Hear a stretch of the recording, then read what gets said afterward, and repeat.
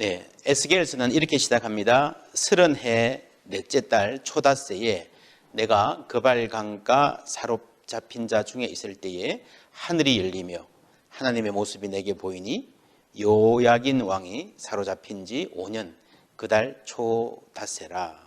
예, 이 짧은 구절이 우리에게 많은 정보를 줍니다. 지금 에스겔은 바벨론에 가 있습니다. 아직 완전히 성전이 멸망하지는 않았지만 맨 처음에 바벨론에 쳐들어와서 여호야긴 왕 때 사람들을 사로잡아서 갈 때에 맨 처음에 사로잡혀간 자들 중에서 에스겔이 있었습니다. 그때 하늘이 열렸다라고 하고요.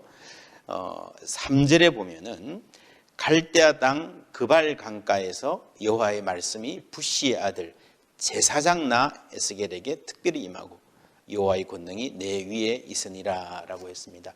제사장입니다. 여러분 나이가 30입니다. 그리고 바벨론이라는 상황입니다.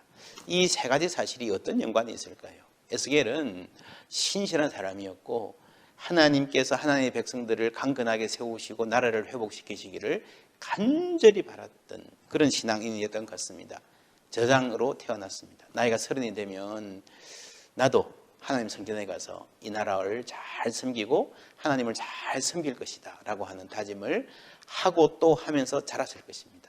나이가 30이 되어서 하나님의 제사장으로 섬기는 그 꿈, 나라를 제대로 섬기고 회복시키는 때 나도 일익을 담당하리라 하고 자랐을 것입니다. 그런데 5년 전에 포로로 잡혀와 버렸습니다. 성전이 없습니다. 섬기고 싶어도 섬길 공간 자체가 없어진 겁니다. 바벨론이니까. 그 고통의 땅을 보내고 있는 가운데에, 고통의 시절을 보내고 있는 가운데에 나이가 30이 되었습니다. 예루살렘에 있었으면 성전에 가서 하나님을 섬길 수 있을 텐데 라고 하는 그 아쉬움이 극에 달한 그때에 하나님의 영이 임하는 겁니다. 무슨 말입니까? 바벨론에 와 있지만 하나님의 시계는 여전히 돌아간다는 겁니다.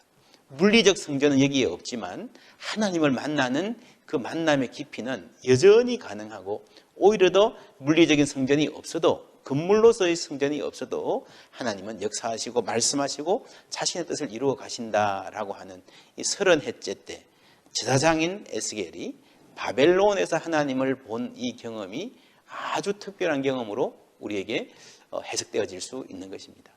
결국 인간의 역사가 쭉 흘러가는 가운데에 아수르도 있고 애굽도 있고 바벨론도 있고 나중에 페르시아도 나오겠지만 그리고 그 중에서 어떤 왕들이 세워지고 나라가 나뉘어지고 그렇게 하겠지만 하나님의 뜻은 성전을 통해서 하늘이 땅에 임하는 가운데서 펼쳐집니다. 그래서 이사야 6장에 나왔던 하나님 성전에 대한 고백이 그만큼 만남이 중요했던 거고요.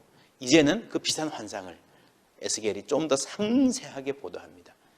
물리적 성전은 없지만 바벨론 강가에서. 그래서 1장에 보면요, 내 생물이 나오고 아주 이게 요한계시록 비슷한 장면이 나오는데 인간의 언어로 표현해서 그렇지, 인간의 부족한 언어로 표현해 조금 이상하게 보이지만 하늘의 영광이 바벨론에 여전히 임했고 포로된 상황이지만 하나님의 역사와 시계는 여전히 돌아간다 하는 강력한 계시로 우리가 읽을 수 있을 것입니다. 그래서 내 생물은 성전이 없는 시대에 하나님의 영광을 보여주는, 이스라엘에게 보여주는 특별한 계시다라고 볼 수 있겠고요. 그 이후로 예레미야와 같이, 예레미야도 토기를 깨트리고 멍에를 메고 행동으로 예언을 많이 보여주지 않았습니까? 에스겔도 머릿속에 그려보시면 말로 예언한 것도 있지만 행동으로 많은 예언을 보여줍니다. 두루마리를 먹어라, 쇠똥으로 음식을 만들어 먹어라, 머리털을 다 밀고 그 무게를 달아보라, 이런 예언들이, 행위 예언들이 많이 나옵니다. 8장에 가면 이제 바벨론에 가 있던 에스겔이 다시 환상 중에 예루살렘으로 방문해서 말하는 장면이 나오고요. 16장에는 충격적인 비유가 나옵니다. 한 사람이 한 여자아이를 생명을 구해주고 잘 길러서 정말 존귀하고 아름답게 성장시켜주고 그렇게 만들어 주었는데 음행하더라라고 하는 이야기, 이스라엘의 죄를 비유하는 비유가 나옵니다. 24장에는 에스겔의 아내가, 사랑하는 아내가 죽는데 슬퍼하지 말라라는 아주 혹독한 명령을 주시죠. 왜냐하면 앞으로 이 민족이 당할 그 슬픔의 깊이와 무게는 훨씬 더 클 것이다 라고 하는 것을 에스겔의 삶을 통해서 보여주시는 겁니다. 25장에서 32장까지는 열방을 향한 예언들이 쭉 나옵니다. 하나님은 이스라엘의 운명만 좌우하시는 분이 아니고 모든 열방에 대한 계획들이 다 있으신 분입니다. 33장부터 조금 분위기가 바뀝니다. 멸망할 것이다라는 이야기보다는 서서히 우리가 어떻게 반응해야 되는가 하는 것을 말씀하시면서 희망이 싹트기 시작합니다.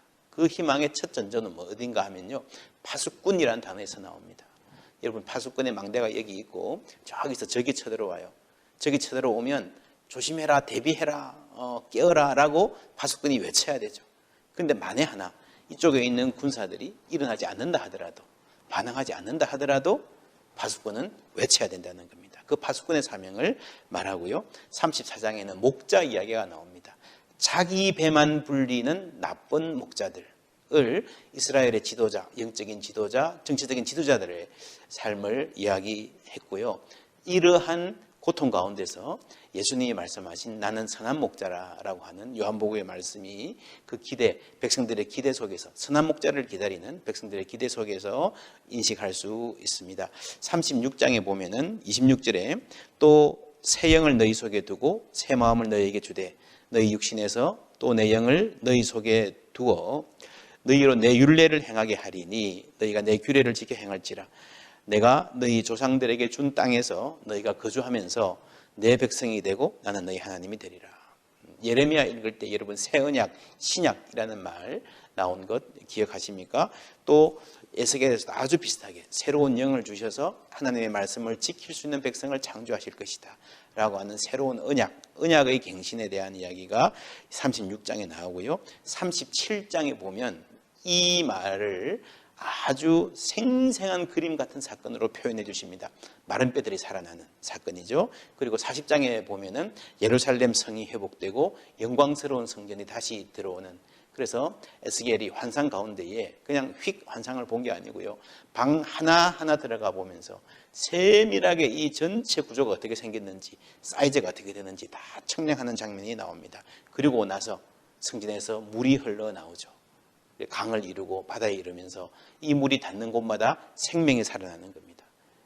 사해까지도, 개풀까지도 과실을 맺는 치유의 역사가 흘러나오는 요 장면을 잘 기억하시고 보시면 맨 마지막에 성경 전체 마지막 끝낼 때에, 우리 백통 마지막 읽을 때에 요한계시록에서 나오는 이 말이 어떤 기대 속에서 나왔는가, 어떤 배경을 갖고 있는가 잘 알 수 있습니다. 그래서 에스겔은 바벨론의 포로로 잡혀갔지만 하나님은 여전히 일하시고, 인간이 보기에는 완전히 소망이 사라졌지만, 마른 뼈와 같은 상태가 되었지만 하나님 다시 회복시킬 것이고, 하나님이 시온을 회복시킬 그때는 우리 예루살렘만 위한 것이 아니라, 유대인들만 위한 것이 아니라 온 세계를 회복시키는 생명의 복음이 전해질 것이다 라고 하는 소망으로 끝을 냅니다.